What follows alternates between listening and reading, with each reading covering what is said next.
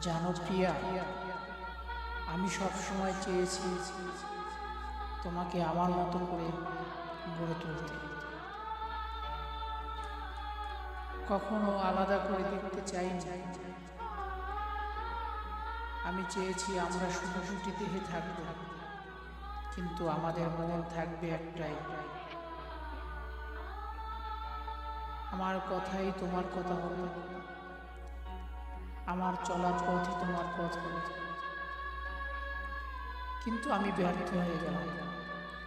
হয়তো আমি আমার ভালোবাসা সঠিকভাবে তোমার কাছে পৌঁছাতে পারি। হয়তো আমার ভালোবাসায় কোথাও কিছুটা ভুল ছিল।